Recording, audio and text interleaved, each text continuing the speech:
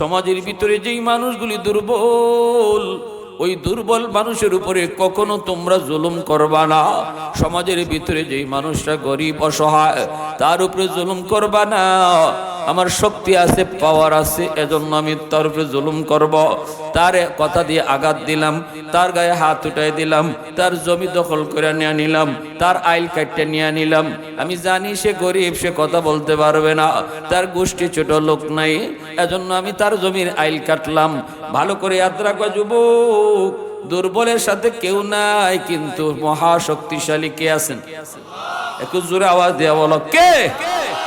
দুর্বলের সাথে আল্লাহ আছেন। আল্লাহ, আল্লাহ পাক দুর্বলের সাথে দেখেন। এজন্যই রাসূল কয় দুর্বল যখনই কয় মালিক, চেয়ারম্যানের কাছেও বিচার দিলাম না, মেম্বারের কাছেও বিচার দিলাম না, এমপির কাছেও বিচার দিলাম না, কারণ চেয়ারম্যান আমার পক্ষে কথা বলবে না, মেম্বারও আমার পক্ষে কথা বলবে না।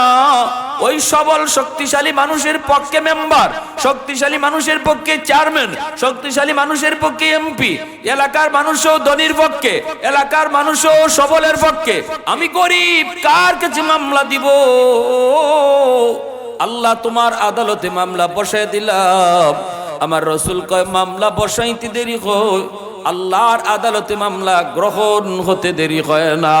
কিয়ামতের ময়দানে আল্লাহ ওই ধনী মানুষটারে কইব তোর নামাজ, তোর রোজা, তোর যাকাত, তোর দান সদকা সব লইয়া তুই পরে জান্নাতে যা। আগে একটু খারো, তোর বিরুদ্ধে মামলা আছে কার? এলাকার একজন গরিব মানুষের, এলাকার একজন দুর্বল মানুষের মামলা।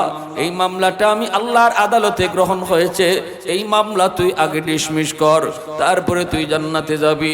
তোর হজ লে তুই পরে জান্নাতে যাবি। আগে দুর্বলের মামলা ডিসমিস কর, গরিবের মামলাটা তুই আগে ডিসমিস কর। কিয়ামতের ময়দানে কেউ কাউরে মায়া করবে না, কেউ কাউরে মাপ দিবে না। সন্তান মাকে মাপ দেয় না, মা বাবা সন্তানকে মাপ দিবে না, কেউ কাউকে দয়া দেখাবে না। হাসরের মাঠ দয়া দেখানোর জায়গা না, হাসরের মাঠ হলো পাওনা আদায় করে নেওয়ার জায়গা। হাসরের মাঠে শুধু কইব মালিক, 4 আঙ্গুল জায়গা দখল করে নিছে রাতের অন্ধকারে। আল্লাহ শক্তি ছিল না, শক্তি ছিল না আমি বলি নাই, আমি আমার পাওনা চাই, পাওনা চাই। আল্লাহ কইব পাওনা বুঝায় দে, কারণ আল্লাহর আদালতে ইনসাফের বিচার হইব। ঠিক কিনা জোরে বলে? ইনসাফের সাথে বিচার হবে। দুনিয়ার আদালতে তুমি ঘুষ দিয়ে জজ সাহেবরে মাইনে নিছো, জজ সাহেবরে পক্ষে নিয়ে নিছো। দুনিয়ার আদালতে জজ সাহেবরে ফোন দিয়ে তুমি তোমার পক্ষে নিয়ে নিছো। দুনিয়ার আদালতে জজ সাহেবরে বোয়াল মাছ খাওয়াইয়া পক্ষে নিয়ে নিছো। মন্ত্রী মিনিস্টার দিয়া জজরে ফোন দেওয়াইছো, জজ সাহেব তোমারে খালাস দিয়া দিছে। কিন্তু বলো দেখি, এ নগর মানুষ, আল্লাহর আদালতে আল্লাহকে ঘুষ দেওয়ার সুযোগ আসেনি? পারবনি কেউ মন্ত্রী দিয়ে আল্লাহরে ফোন দেওয়াইতো? এই সাহস তো কারো নাই, এই সুযোগও নাই, কেউ পারবে না। বড় ভয়ঙ্কর আদালত হবে আল্লাহর আদালত। এই আদালতে আল্লাহ পাক পাই টু পাই হিসাব, যার যার হিসাব আল্লাহ বুঝাই দিব। এক পাই পরিমাণ হিসাব আল্লাহ না বুঝে কেউ ছাড়তো না। আল্লাহ পাই টু পাই হিসাব বুঝায় বুঝায় মানুষে দিব। ইয়াউমা ইয়াফিরুল মারউ মিন আখিহি ওয়া উম্মিহি ওয়া আবিহি ওয়া সাহিবাতিহি ওয়া বানিহি লিকুল্লি ইমরিইম মিনহুম ইয়াউমাইযিন শা'নুন ইউগনি। আল্লাহ পাক বলেন, মা বাবা সন্তান কেউ কারো পক্ষে কথা কইতো না, সবাই সবার থেকে বাগবো। বউ স্বামীর থেকে বাগবো, স্বামীর ঘাতে গাড়ের মধ্যে দুষ ফালাইয়া বউ চাইব বাঁচত। মা বাবা সন্তানের গাড়ে বিপদে ফেলাইয়া দুষ ফালাইয়া নিজে বাঁচত। সন্তান বাপ মার গাড়ে দুষ ফালাইয়া চাইব নিজে বাঁচত। কেউ ই কথা কইতো না হাসরের মাঠে আল্লাহ আমার আম্মা কই, কেউ ই কথা কইতো না মালিক আমার বউটা কই, কেউ ই কথা কইতো না মালিক আমার কলিজার টুকরা সন্তান কই। হাসরের মাঠে শুধু একটাই আওয়াজ হবে, ইয়া নফসি ইয়া নফসি ইয়া নফসি, মালিক আমারে বাঁচাও, আল্লাহ আমারে বাঁচাও, আমারে বাঁচাও। শুধু একটা জায়গা থেকে, মাকামে মাহমুদ, ওই একটা জায়গা থেকে আওয়াজ আসবে, ইয়া উম্মতি ইয়া উম্মতি। তিনি আমার আপনার নবী, তিনি আমার আপনার নবী, শুধু ইয়া উম্মতি বলবে। আর আদম নবী থেকে নিয়ে সবাই শুধু ইয়া নফসি বলবে। শুধুমাত্র আমার আপনার নবী বলবে আমার উম্মত কই, আমার উম্মত কই। আর নতুবা সবাই খালি কইব আল্লাহ আমি কই, আমি কই, আল্লাহ আমি কই, আমি কই, আমি কই। কেউ কইতো না আল্লাহ আমার বউ কই, কেউ কইতো না আল্লাহ আমার সন্তান কই, খালি কইব মালিক আমি কই। কিন্তু আমার নবী কইব আমার উম্মত কই, উম্মত কই। জোরে কন্যা সুবহানাল্লাহ, আর একটু জোরে কও না সুবহানাল্লাহ। उल्फत में तेरी वही सीने दंदान को तोरा, बो बकर उमर नक्श कदम तेरा न चूरा। ऐ उशाक नबी वाके असरार मदीना, सुल्तान का सुल्तान है सुल्तान मदीना। सरकार का सरकार है सरकार मदीना, गुलजार का गुलजार है गुलजार मदीना। এজন্য যুবক বলতেছিলাম হাসরের মাঠে দুর্বলের মামলা বড় জটিল মামলা হবে, বাপ মার মামলাও বড় জটিল মামলা হবে, মুসাফিরের মামলাও বড় জটিল মামলা হবে। কেউ যদি বাপ মার কলিজায় ব্যথা দিয়ে থাকো, মনে রাখবা কিয়ামতের ময়দানে তোমার নামাজ রোজা হজ যাকাত কোনো কিছু লইয়া জান্নাত পাইবা না, যদি বাপ মার মামলা কোনো সন্তানের উপরে থাকে। এজন্য বলি আল্লাহর রাসূল বলছেন বাপ মার দোয়া, এই দোয়া দিলেও কবুল হয়। বাপ মা যদি কষ্ট পায়া বদদুয়া দেয়, এই বদদুয়াও আল্লাহর আদালতে মামলা হয়। মুহাব্বতের সাথে জবান খুলে অল্প সময় জিকির করি, রাজি আছি সবাই ইনশাআল্লাহ। লা ইলাহা ইল্লাল্লাহ, লা ইলাহা ইল্লাল্লাহ,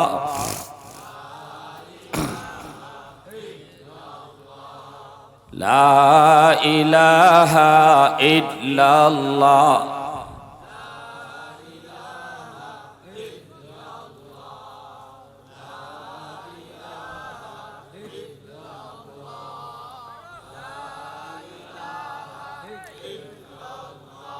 ये जिक्र खुदा दिल में सदा रखने दिया कर, और नक्श खुदा दिल में जो माँ रखने दिया कर।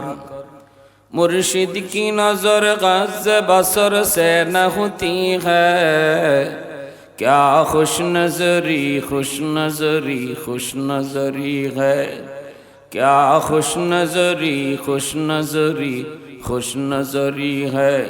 दिल तूर के दिल जोर दिया सबका खुदा से, क्या दिल शिकानी दिल शिकानी दिल शिकानी है, क्या दिल शिकानी दिल शिकानी दिल शिकानी है। ला इलाहा इल्लल्लाह, ला इलाहा इल्लल्लाह, ला इलाहा इल्लल्लाह।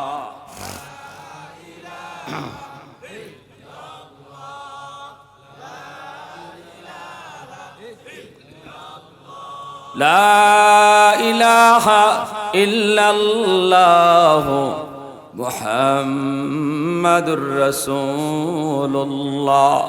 জোরে সুরে বলি সাল্লাল্লাহু আলাইহি ওয়াসাল্লাম। ঐতিহ্যবাহী নোয়াগাঁও নূরে মদিনা কারিমিয়া মাদ্রাসা লাখাই হবিগঞ্জের উদ্যোগে আয়োজিত আজকের ওয়াজ মাহফিল ও হালকায় জিকিরের সম্মানিত সদর ইজলাস সভাপতি সাহেব, উপস্থিত জাতির বিবেক উলামায়ে কেরাম, অত্র এলাকার মুরব্বিয়ান এজাম, কলিজার টুকরা যুবক, পর্দার আড়ালে পর্দানিশীন সম্মানিতা মা ও বোনেরা, মুআজ্জাজ হাজিরিন। পৃথিবীতে সকল বাপমাই চায় তার সন্তান যেন আদর্শ সন্তান হয়। পৃথিবীতে সকল বাপমাই এটা চায়, কিন্তু কেউ পায় কেউ পায় না। আদর্শ সন্তান পেতে হলে একজন আদর্শ বাবা হতে হবে। একটা আদর্শ সন্তান পেতে হলে আগে আদর্শ মা হতে হবে। আমি যদি আদর্শ বাপ হতে পারি, আদর্শ মা হতে পারি, তাহলে আশা করা যায় আমার সন্তানও আদর্শ সন্তান হবে। এজন্য বাপ মার কিছু দায়িত্ব আছে। সন্তান জন্ম দিলেই খালি হয় না, মানুষের বাচ্চা জন্ম নিলে মানুষ হয় না, মুরগির বাচ্চা জন্ম নিলে মুরগি হয়, মানুষের বাচ্চা জন্ম নিলে মানুষ হয় না, তারে মানুষ বানাইতে হয়। আর মানুষ বানানোর পথ হইল কোরআনের শিক্ষা। এটা আমার কথা না, এটা আমার কথা না, এটা আল্লাহর কথা।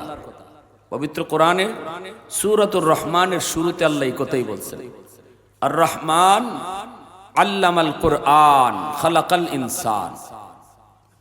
মানব সৃষ্টির কথা আল্লাহ পরে নিছেন, আর কোরআন শিক্ষার কথা আগে আনছেন। এর দ্বারা আল্লাহ এই কথা বুঝাইছেন, মানুষ তখনই মানুষ হয় যখন তার মাঝে কোরআনের জিন্দিগি থাকে, যখন তার জীবনে হালাল হারাম থাকে, জায়েজ না জায়েজ বুঝে, আল্লাহরে ডরায়, আখিরাতের ভয় আছে, আল্লাহ বলে সেই মানুষ। আর যার অন্তরে আল্লাহর পরিচয় নেই, যে আখিরাত বুঝে না, হালাল হারাম মানে না, জায়েজ না জায়েজ চিনে না, আল্লাহ বলেন সে দেখতে মানুষ হইল, আমি আল্লাহর তালিকায় মানুষ না, আল্লাহর তালিকায় সে কিনা মানুষ না। হে যা মন চায় তা খায়, যা দেখতে মন চায় তা দেখে। এই ছোট ছোট বাচ্চা তো চিল্লায় লাগে কেন?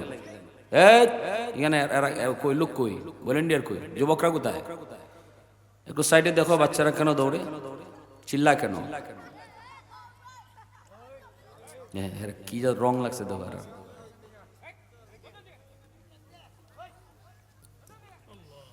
একটু খেয়াল করো যুবকরা।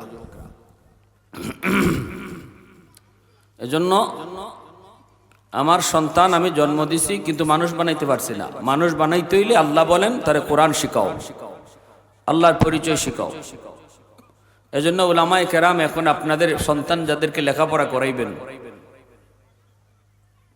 আপনি নিয়ত করছেন ডাক্তার বানাইবেন, আলেম বানাইবেন, অসুবিধা নেই। ইঞ্জিনিয়ার বানাবেন, অসুবিধা নেই।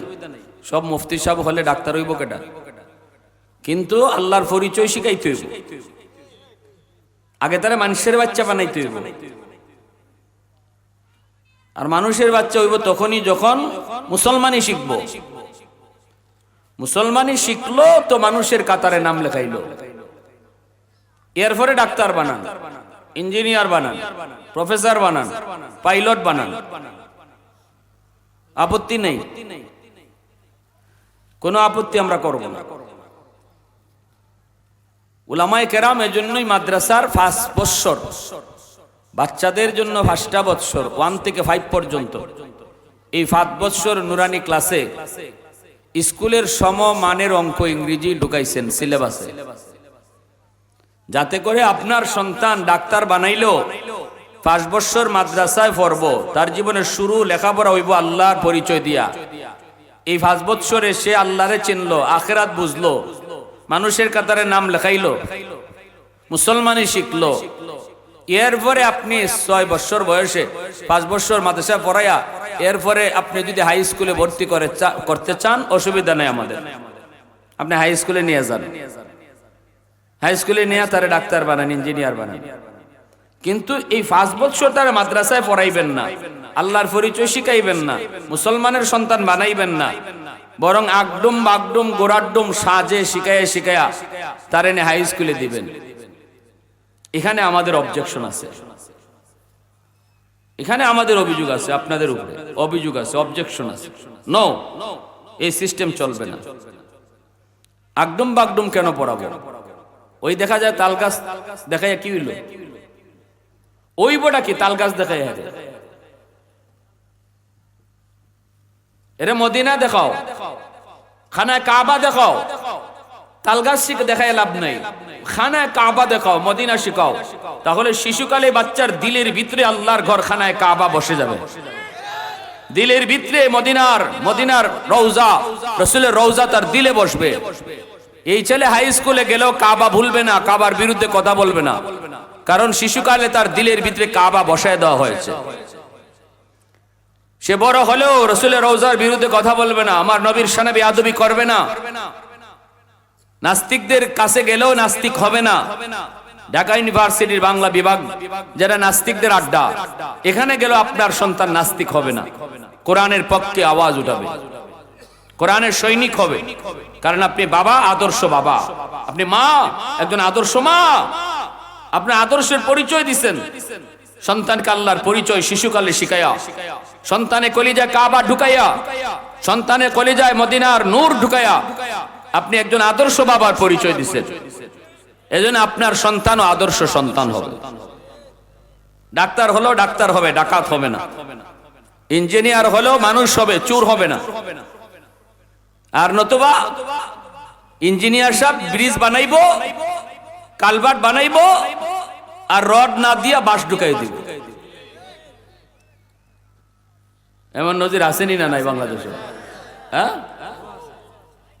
ডাক্তার হইব 10,000 টাকার লোভে পইরা নরমাল ডেলিভারি কেসের মহিলারে কইব সিজার করতে হবে, নাইলে মাও মরবো বাচ্চাও মরবো, দিছে আপনার ডর লাগে। অথচ ডাক্তারে জানে সিজার লাগতো না, বিল কম হইব নরমাল ডেলিভারি হইলে, আর সিজার করলে ফেটটা কাটলে এর 20,000 টাকা বিল। এই ডাক্তারে ডাক্তার কইবেন না ডাকাইত কইবেন? হ্যাঁ, তে মানুষ হইল করতে গেল, এ ডাক্তার হইয়া মানুষ হইল করতে গেল, ডাক্তার হইয়া তো ডাকাইত হইল, ঠিক না নি? এজন্য আমার পায়রা বন্ধুরা, যুবক,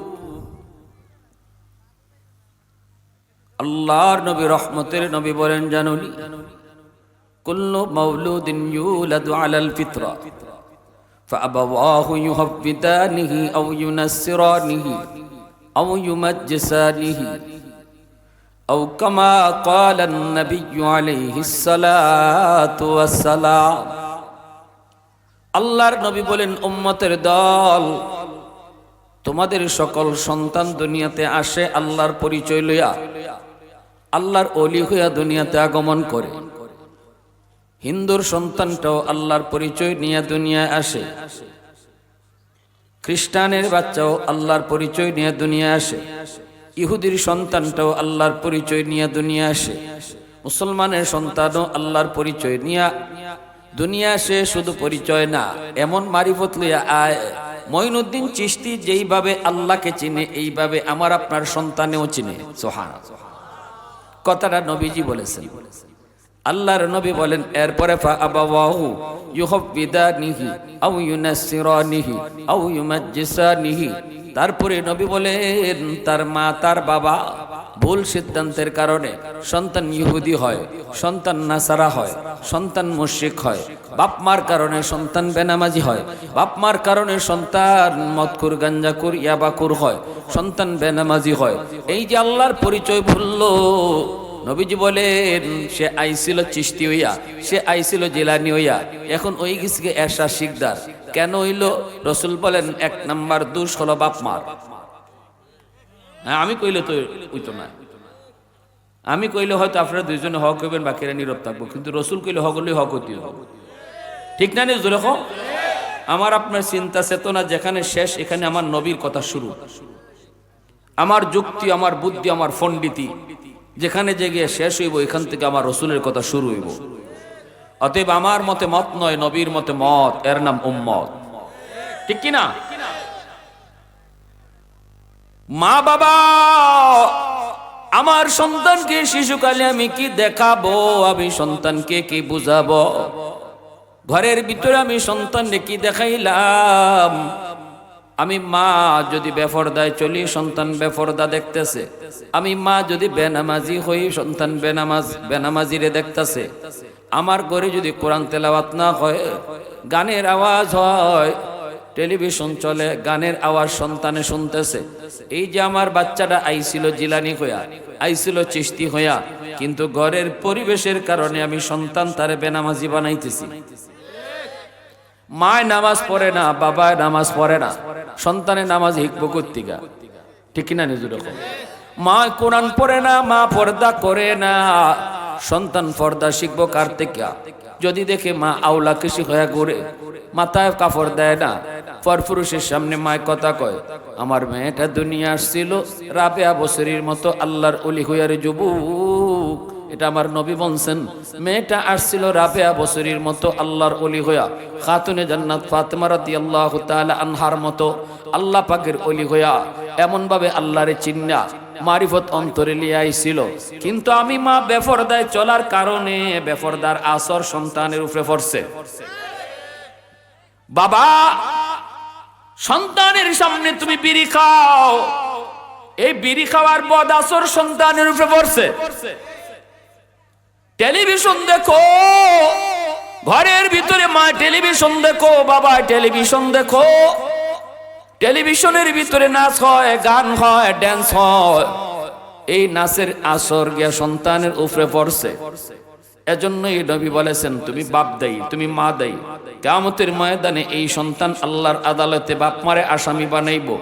সন্তান যখন জাহান্নামে যাইব বেলাইনে বেপথে চলার কারণে, কিয়ামতের মাঠে এই সন্তান আল্লাহর কাছে আবদার করব, রব্বানা আতিহিম দিফাইনি মিনাল আযাব ওয়ালআনহুম লানান কাবীরা।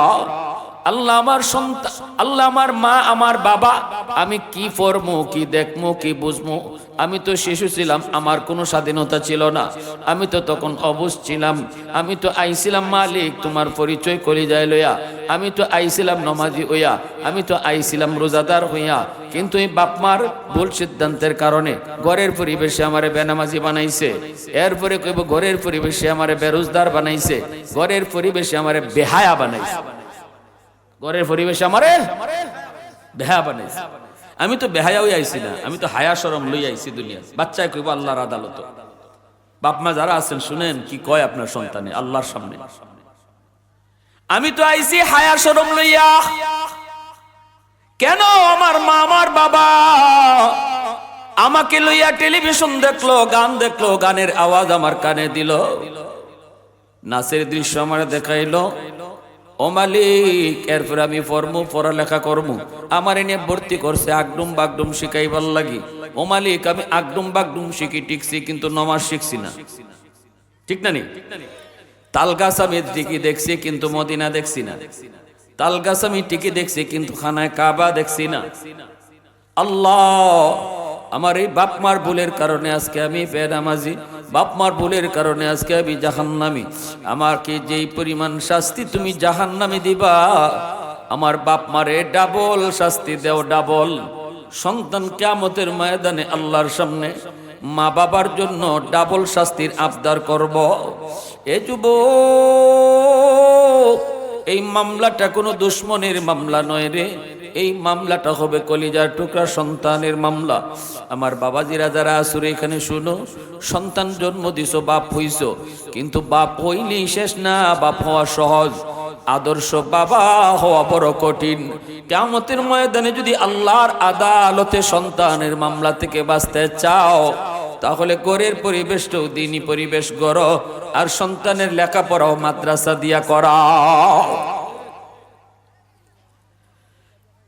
আমার সন্তানের লেখাপড়া শুরু হবে আল্লাহর পরিচয় দিয়া। পড়ালেখা তো ওইটার নাম, ওই যেই পড়ালেখায় আল্লাহর পরিচয় আছে, যেই পড়ালেখার মধ্যে আমার আল্লাহর পরিচয় নাই, ওই পড়ালেখাই হতে পারে না। এজন্যই তো নবীজি গারে হেরার মধ্যে নবী যখন ধ্যানে মগ্ন, তখন জিব্রাইল আমার নবীর কাছে আইসা বলেন, নবী গো আপনি পড়েন, ইকরা, আপনি পড়েন। নবী কয় আনা বিকারিন, আমি পড়া জানি না। জিব্রাইল আবারও কয়, নবী গো আপনি পড়েন, ইকরা। নবী কয় আমি পড়া জানি না। আবারও জিব্রাইল কয়, নবী আপনি পড়েন, ইকরা। তখনও নবী কয় আমি পড়া জানি না। এই যে তিনবার নবী বলছেন আমি পড়া জানি না, পড়া জানি না, অথচ কি পড়তে হবে এটা তো জিব্রাইল কয় নাই। জিব্রাইল শুধু কইতেছে আপনি আমার সাথে পড়েন, ইকরা। নবী কয় না আমি পড়তাম না, আমি পড়া জানি না। কেন, কি জন্য? কারণ নবী জানতে চাইছে জিব্রাইল কোন পড়া পড়তাম, যেই পড়ার মধ্যে আমার আল্লাহর নাম নাই, ওই পড়া আমি নবী পড়তে রাজি না। যখনই জিব্রাইল কয় ইকরা বিসমি রাব্বিকাল্লাযী খালাক, পড়েন আপনি আপনার রবের নামে, সাথে সাথে নবী পড়া শুরু করে দিলেন। জিব্রাইল যখনই আমার রবের নামে পড়ো, রবের নামে পড়ো, যেই মাত্র এই আওয়াজটা দিলেন, তখনই নবী পড়া শুরু করে উম্মতকে বুঝাই দিলেন, উম্মত তোমার পড়ালেখা ওই পড়ালেখা, পড়ালেখা তো হবে ওই পড়ালেখা যেটার মধ্যে আমার আল্লাহর পরিচয় আছে, যার মধ্যে আমার রবের পরিচয় আছে। আমি নবী তোমাদেরকে বুঝাই গেলাম।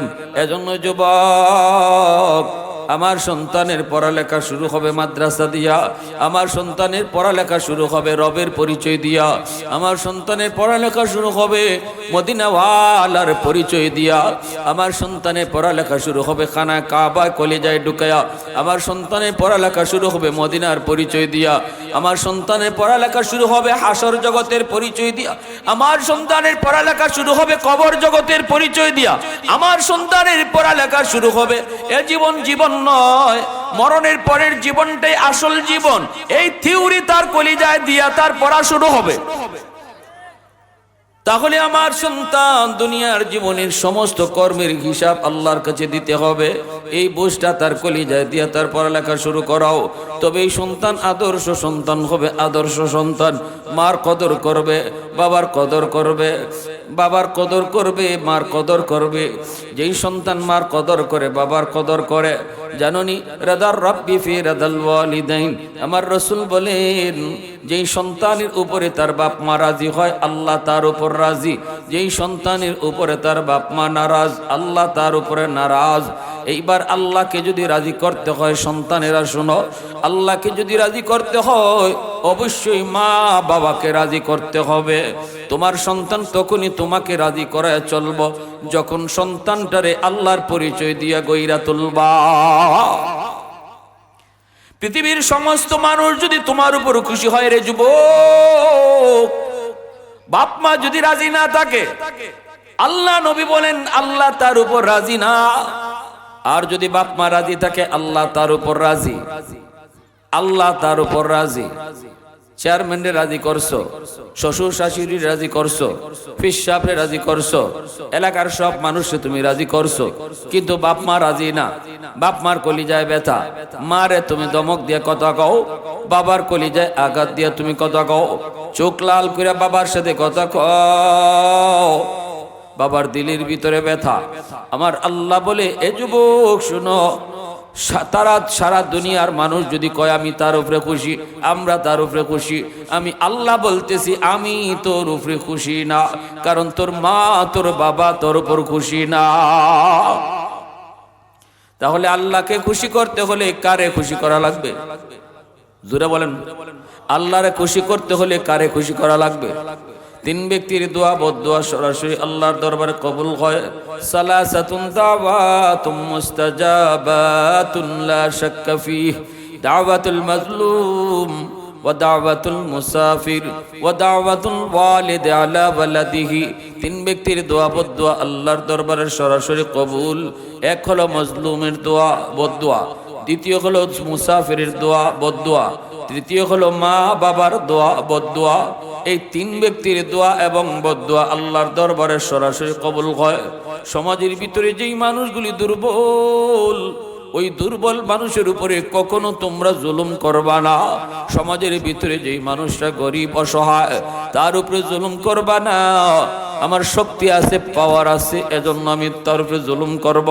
তার কথা দিয়ে আঘাত দিলাম, তার গায়ে হাত উঠাই দিলাম, তার জমি দখল করে নিয়ে নিলাম, তার আইল কাটতে নিয়ে নিলাম। আমি জানি সে গরিব, সে কথা বলতে পারবে না, তার গোষ্ঠী ছোট লোক নাই, এজন্য আমি তার জমির আইল কাটলাম। ভালো করে ইয়াদ রাখবা যুবক, দুর্বলের সাথে কেউ নাই, কিন্তু মহাশক্তিশালী কে আছেন? একটু জোরে আওয়াজ দেয়া বলো, কে? দুর্বলের সাথে আল্লাহ আছেন। আল্লাহ,